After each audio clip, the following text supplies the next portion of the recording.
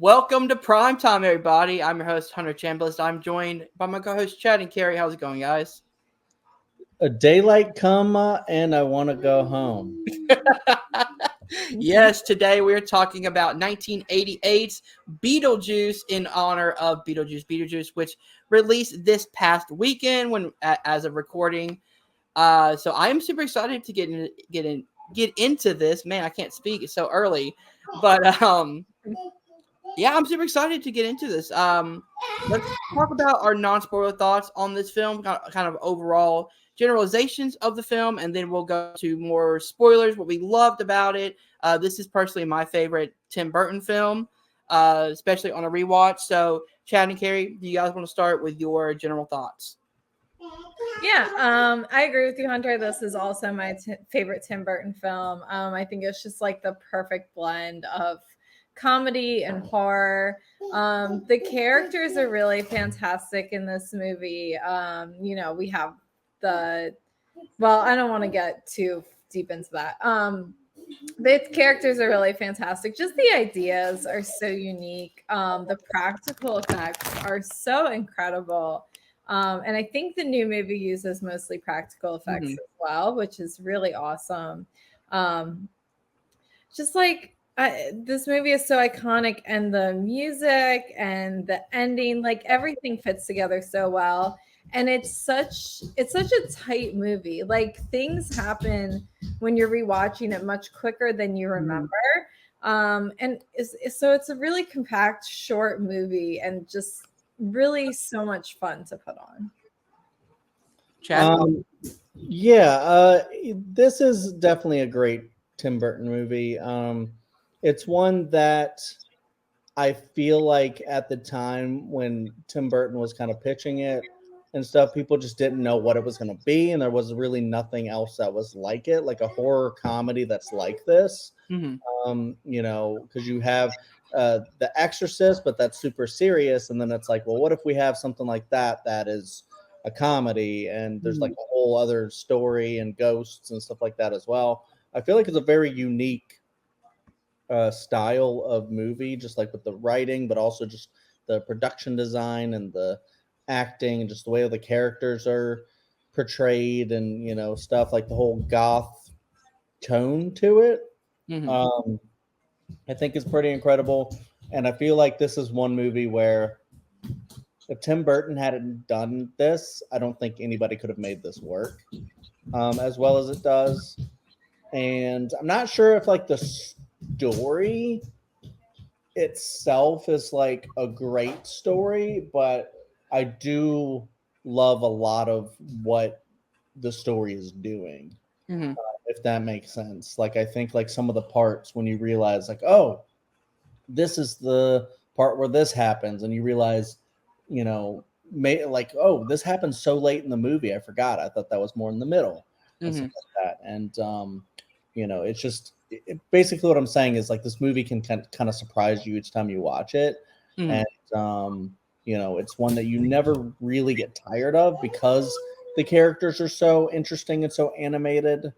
And it's just super fun and unique. That's just really all you can say about it. I'm not sure if it's Tim Burton's best, but I think it's up there. So for a long time, this was in my top 5 favorite Tim Burton movies. On this latest rewatch, which I watched it last night, it moved up to my number 1 spot. It's so creative and so kind of mixing of different genres that I love really well. I think Beetlejuice is, Michael Keaton gives just such a hilarious performance that I love. Like there's so many jokes in there that he's rapid firing these jokes that like catch me laughing every single time.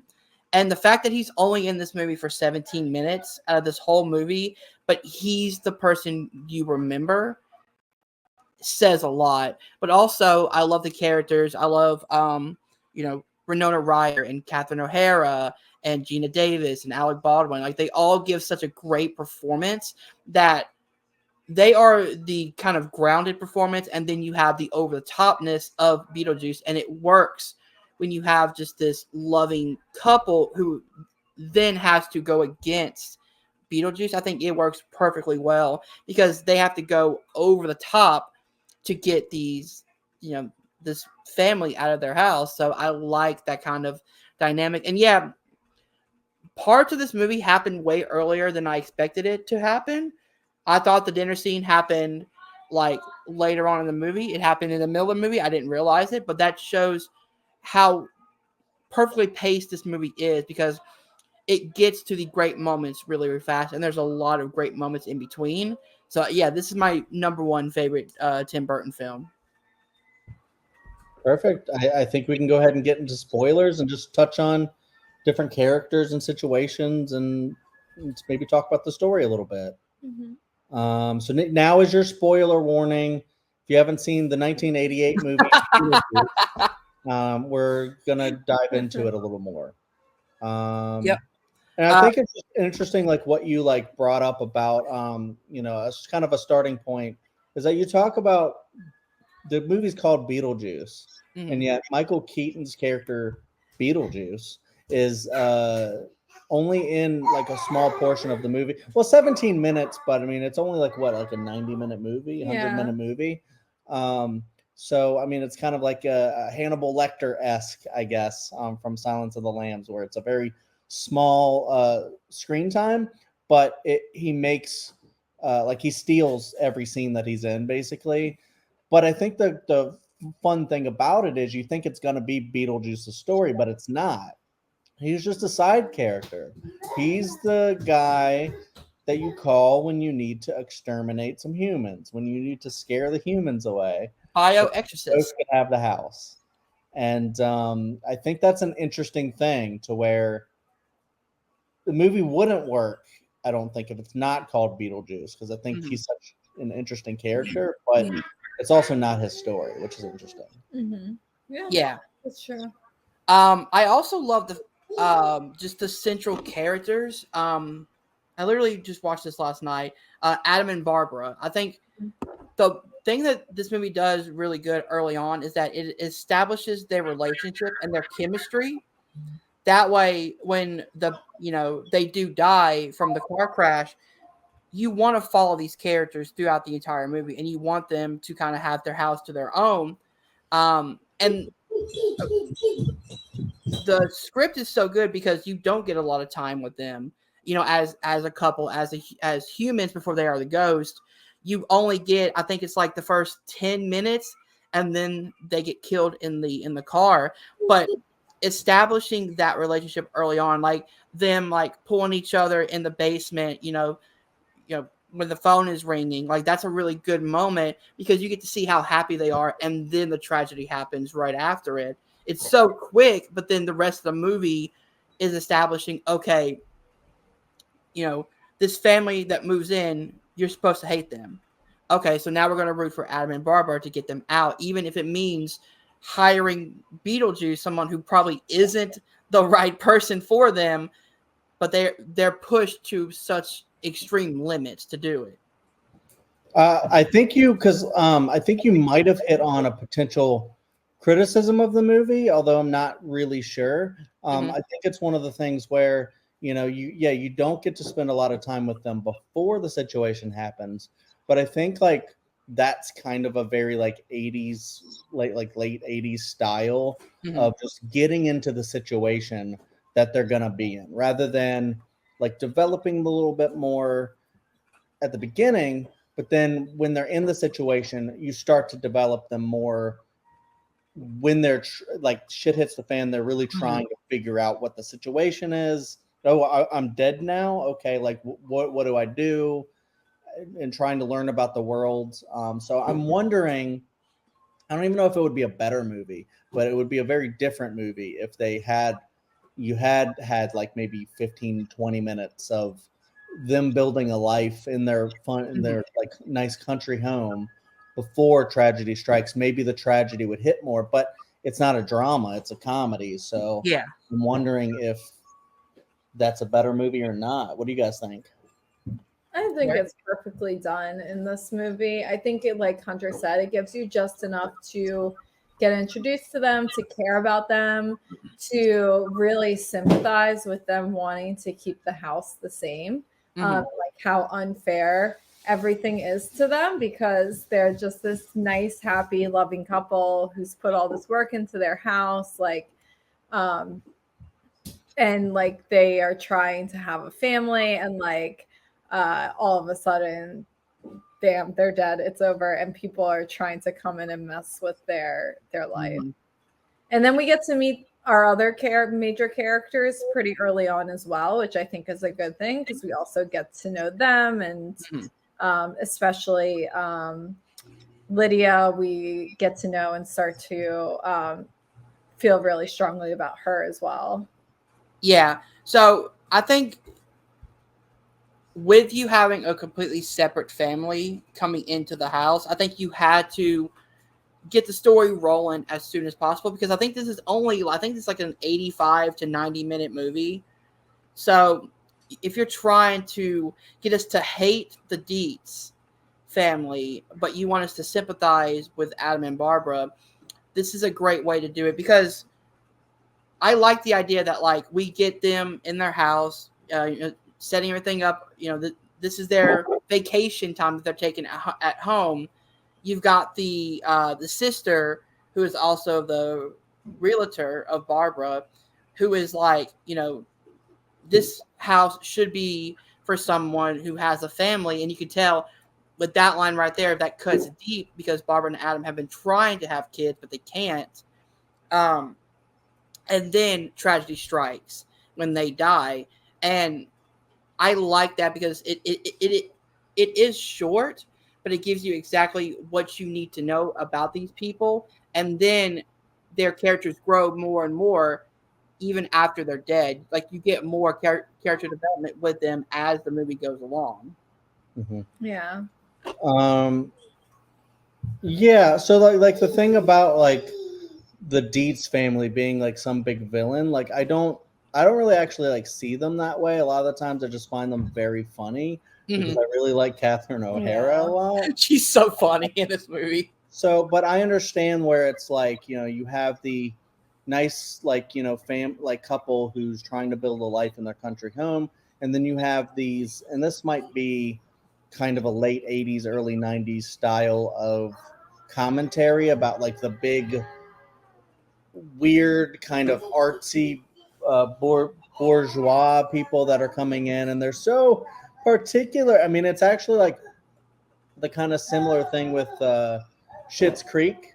Catherine O'Hara's character Moira in there and her family, where sorry about the background noise. This is one of the first times that we're actually do this with the baby in the background. He's a little sweet baby, but it is what it is. Oh, right. Throwing a Coke Zero box and being crazy. That little laugh. Anyways, as I was saying, it's kind of like that whole thing where you're supposed to look down on the people who are more privileged, I guess. And maybe they're just making them seem very strange with their art and everything. So, like, they're the invading family that you don't want to see, I guess, get control of the house because you are already sympathizing with the other couple. But I could see, like, being more in the middle where you're just like, let's see what happens with these two families. Are they going to regain control or what? Because you do like Lydia. She actually is different and kind of makes a connection with them. But it's also interesting to where the new family, the Dietz family, is already kind of into the idea of ghosts. Like they're like, oh, there's ghosts. Make money off of this. Yeah, they're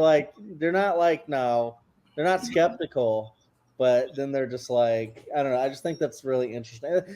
Honestly, Tim Burton just makes interesting families sometimes, kind of like an Addams Family style of thing where they're just a little different.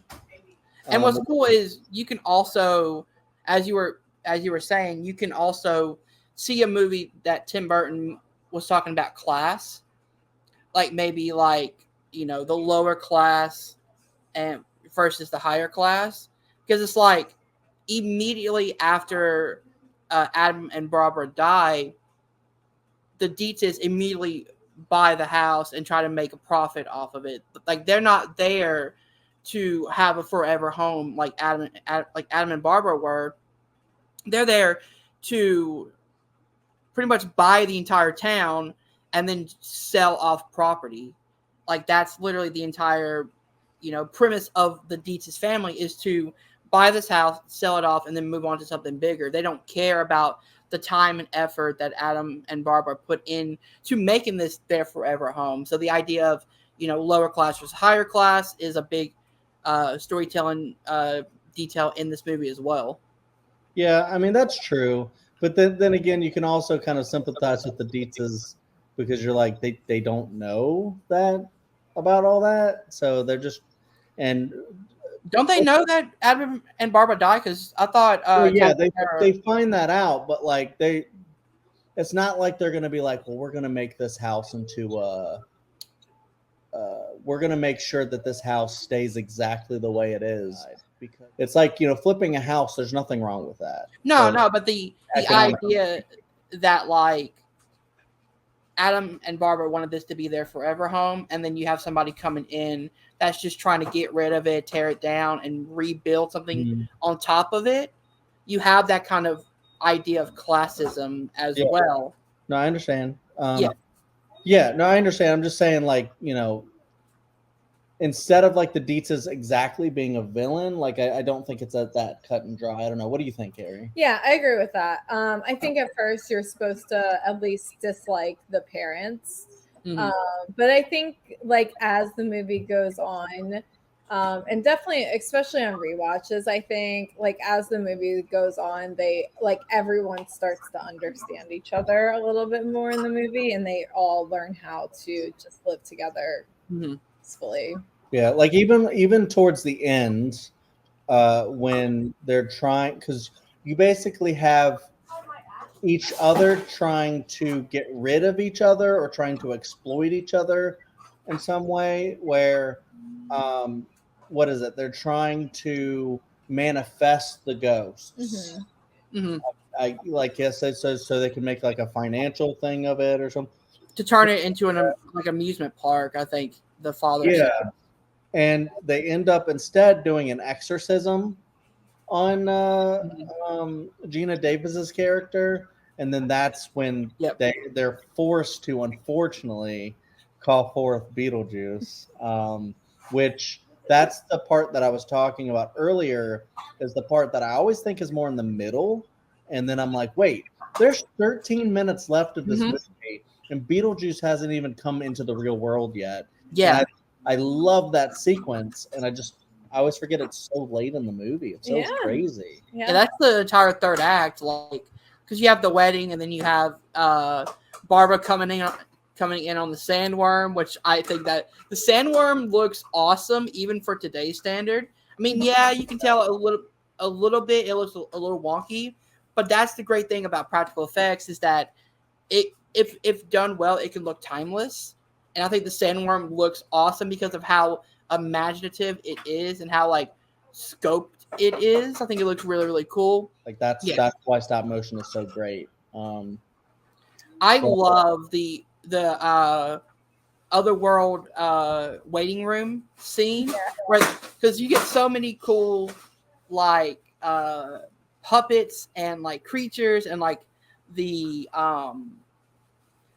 one guy who's like smoking by Adam, and he asks if he wants a light, and he's just all shriveled up, like probably because of lung cancer. And then you've got the kind of fucked up joke about if this was what I'd known would happen, I wouldn't have had my accident. And she shows her wrist. Like this is a PG movie, and they're making like all these type of jokes and shit. Is it PG or PG-13? PG. PG. Oh, okay. Because I'm pretty sure PG-13 wasn't around. That's true. Or if it was, very certain movies had it. Yeah. Are you sure it's PG? I'm looking at this. Yeah, so I looked it up yesterday when we had it on while Elliot was in the room. Wow, you're right. Okay. I'm sitting there, I'm like, wait, Beetlejuice is so extra with like his jokes and stuff, and just This the way movie he would did. be PG-13 if it was made today. And that's Um, I mean that's why the sequel is PG-13. Yeah.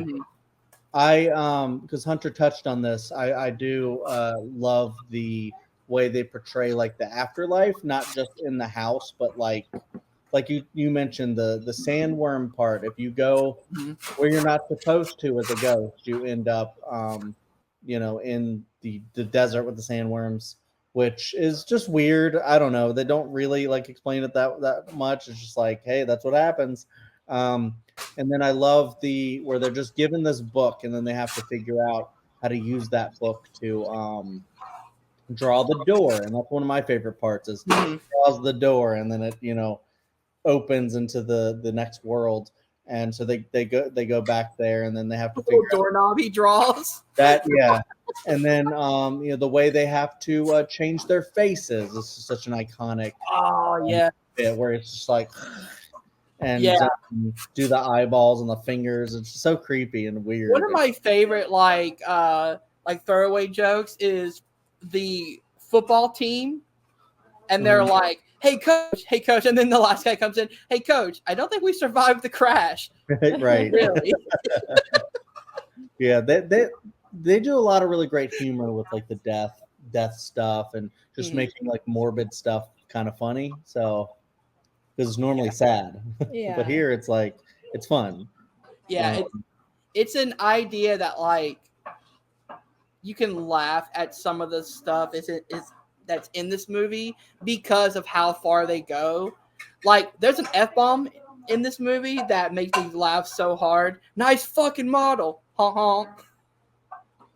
Oh yeah. But as I said about the Beetlejuice humor, it's a little extra, not exactly my style, but honestly, Michael Keaton just kind of like it doesn't. I'm saying like not all of it makes me laugh, is what I'm saying. I don't think it's like that funny. Maybe in like 1988 it was hilarious. What I do love is the when he's talking about like his resume or whatever. He's like, I watched The Exorcist 167 times, and I laugh every time. It gets funnier every time I see it. Yeah, it's great. I posted that quote to you guys because it was just so funny. Yeah, I mean, this movie is incredible. It's one that like I can keep going back to and rewatching, and then getting new jokes every time. And as I get older, the jokes are going to be funnier and funnier because I can get more of them. The sheets, like them, Barbara and Adam using the designer sheets with the holes in them to try to scare them is hilarious. She's like, I'm not scared of sheets. Yeah, like he thinks it's just like Lydia doing it, I think. It's like, wait until your mom sees what you did to her sheets. That's like $3,000. Yeah. And it's just crazy. I think like that is like the thing is like you just like dislike the Dietzes even just slightly just because they're slightly annoying and they're rich. That's it. But I do think, you grow to get an understanding of them. And then certain scenes are like fun, like the dinner scene you mentioned. It's really fun. And iconic scene. Yeah, it's like one of the best with the song and the shrimp hands coming out and grabbing the faces. Yes. The way Catherine O'Hara does the mouthing to the song, the lip syncing, and her physicality in the role, and just she's so funny. Yeah. And I loved her in like everything I've seen her in, basically. And it's just like when I'm like, this is the mom from Home Alone. She's not really funny in Home Alone except for when she goes, Kevin, and passes out. But in everything else I've seen her in, she's just so funny and so extra. And she does freakouts very well, I've noticed. She has a great one where she's like, if we don't leave here soon, I'm going to go crazy. And I'm going to take you with me. Yeah. Her voice is like very high pitched. Yeah.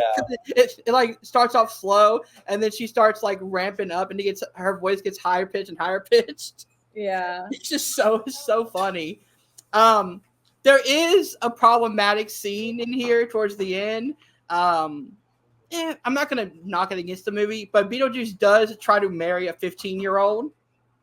and it is a little weird, but that's again he is kind of the villain of this movie, so that kind of makes sense. Yeah. Thoughts on that? Yeah, it is problematic. I think it's not something that's aged well, and I don't think it's meant to be like, oh yeah, Lydia should be in this relationship with Beetlejuice. Like, I think it is meant to come across as like creepy and gross and like Forced. yeah, exactly. Yeah, that's exactly the point, as you guys are saying. Like, he's the villain. Mm-hmm. You know, it's not something that they're trying to say is okay. And,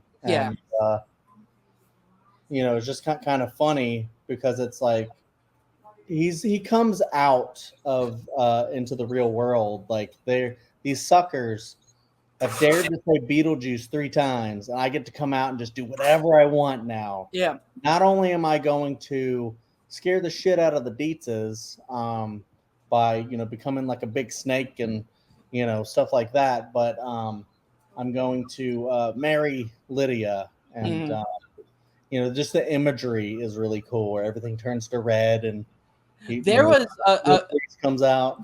There was a throwaway joke in there that I caught it on this time. I didn't catch it before, but he's looking for the ring and it's on a severed finger, and he goes, "She didn't mean nothing to me, babe. Nothing at all." Yeah, so that's what I'm saying. It's like I feel like Beetlejuice is funny half the time, but when he is, it's really funny, and it's like it's just great because he just goes for it and just like keeps throwing stuff at the wall until something hits. Yeah. Just you love the energy that he brings to it, and the look of everything. Even like when he first comes out, he's got like the carousel thing on his head. Yeah. And he's got the curled arms. It's just like, who thinks of how to like make this stuff? Oh, Tim Burton comes out of his, and he's just so strange, but yet you love the imagery, and it's just so like just the pinstripe suit is iconic. And what's cool is Tim Burton's films, they'll have like a central like character like a Beetlejuice or an Edward Scissorhands. But what's cool is he'll develop really nice characters around them. So it's not just like your central character having to carry everything. You have a Lydia, and you have like so many of these great, you know, characters up under our main star that really elevates these movies. Yeah, I mean, if it was just a story about like Beetlejuice and his origins and how he came to be Beetlejuice, like, I don't know. That's a different movie that might be interesting. I don't know, but it might be less interesting. We get this movie, which I think is interesting in its own, and I think it like works a little bit better, where they can just kind of like half mention like, you know, the afterlife attorney or whatever is like, you know, what did she say? Like, oh, he did something, so now he was a former oh my god, a former assistant, I think she said. Yeah, I think so. Yeah, and now he's like he's got to do time or something for years or something like that. Yeah, I love. There's this scene where they're going to meet the caseworker, and you see these kind of like interesting like patterns in rooms, and there's one that's a room of souls that have been exorcised, and they're just like floating around. I love the use of that because that expands the world a little bit more, where it's like, oh, these souls can be killed, can be exorcised, which then leads to the ending where Adam and Barbara are being exorcised. Yeah, it feels like a lot of that has just been like thought out pretty well. Like how is the afterlife going to look like? And just like a lot of the imagery I was talking about, like I love just like the shot of them when they go into the model and how Beetlejuice lives like in their model, like the model set. In the beginning too, when it's just showing, you know, the going through the town. It's actually like going through the model.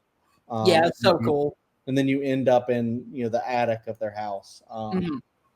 And one of the best images that I love is when they go into the model and they go up to Beetlejuice's coffin, and they're like knocking on it or like breaking it apart or whatever. He like comes out and flies up. It's just such a great entrance that I just think is so fun. Oh yeah. The ending is really fun as well because that's where you get to see like what happens afterwards, and you see that these two families are able to live together. Yeah. And I like that it seems like Barbara and Adam kind of adopted, like not adopted because she still has her family, of course, but they gained like a new daughter that they could, like a child that they couldn't have before in life. They now get one in death as well. Yeah. Yeah, that's such a beautiful thing, and like it is fun to see Lydia be like the bridge between the two families, and then like kind of merging them together, even though it's not like they're like one whole thing, but I guess they kind of are like a weird little one thing. Like we can cohabitate with ghosts, and that leads into probably my favorite scene of the movie. Is them, I guess, using their ghostly powers to help her and the football team like fly, like her dance with the Start football dancing, team. And doesn't Delia have a sculpture that she created of Beetlejuice that she scares Charlie with? Oh, that sounds correct. Charles, actually. like That the giant snake version that she like scares him with, and she's like, still got it. Yeah, that's right. That's right. Yeah, yep.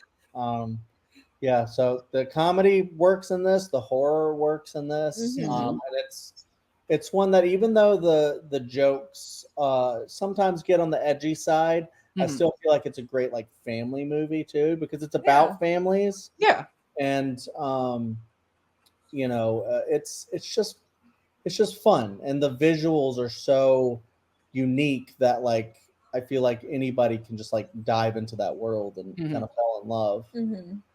I am super excited to see what the sequel has to offer as well.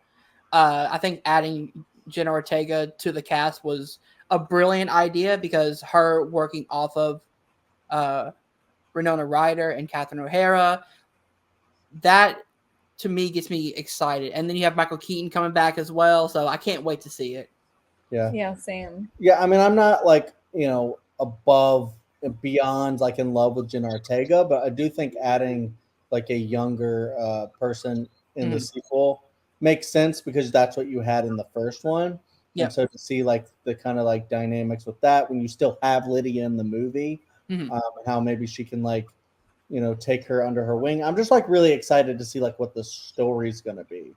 And I know it's already out, so a lot of people who are watching this probably already saw it, but like, we haven't seen it yet. So we're very excited to check it out, or I am, and I'm hoping to see it very, very soon. Me too. The original Beetlejuice is a classic. It's just such a weird name for a character, a weird look for the character, but it just works. He's like, it is funny that Adam says his name strangely to begin with. He says Beetlegeist. Yeah. He says it as it's spelled. Yeah, because you have it spelled kind of differently in the world of the movie, but then when he's like doing the charades, he's like Beetle, and then he does like the orange juice, like Beetle orange, Beetle drink, and then so the title of the movie is what he acts out, which I was always confused when I was younger watching this, like about like it's spelled differently in the world than it is in the actual title. Yeah. Have you guys seen the musical? No, I listen to it sometimes. Oh yeah. It's completely different story actually. Like I think some of the characters are the same. Like there's a Beetlejuice and a Lydia, but it's completely different. I think the play adds more details about the Dietz's family, but I think it's relatively the same story because you have an Adam, you have a Barbara, you have like the Dietz family are the same. I think the story is kind of the same, but they extend it outwards to have more musical numbers. Yeah, we might have to check it out if it ever gets like a good revival maybe like a traveling one or something like that. But Dude, the music is really good though. Like the album I've been listening to is incredible. nice. Yeah, I haven't listened to it, but Mhm. yeah. Is there anything else that we haven't covered? I can think of. Yeah, it's just such a great, unique movie. Like Tim Burton made his career out of this. I mean, I think Ed Wood came after this, right? I believe so. Let me check. So this was like his second. Yes, he did Yeah, 94. Pee-wee's Big Adventure, and then he did this. Mhm. So Like what a two film debut. Pee-wee's Big Adventure and Beetlejuice, like right around the same time. Like that's insanely good. Yeah, so it kind of established what he can do, and this one he really got to expand his. yeah, exactly, and this kind of established what his style was going to be, because after Beetlejuice, we would get a lot of the same kind of style, just different stories and different characters, and a lot of like equally iconic stuff like Edward Scissorhands. But you know, I think this is a great horror comedy that I love. What's your favorite Tim Burton film? Honestly, it's probably Sweeney Todd. Oh, I love Sweeney Todd. Yeah. It's either that or Edward Scissorhands. I think those are my two favorite. But Beetlejuice is definitely up there for sure. Yep. All right, I think that's it. I mean, it's kind of a shorter episode, but I mean, not a lot to talk about. I love this movie. Can't wait for the sequel. I can't wait to watch the sequel. The sequel's already out. But if you guys have any opinions on this film, please let us know in the comments below. Interact with us as well. And if you don't have any other comments, just give us a shake, Sonora. Shake it all the time. All right, guys. If you did enjoy this, please hit that like button, subscribe to Welcome to Primetime, and remember, stay scared.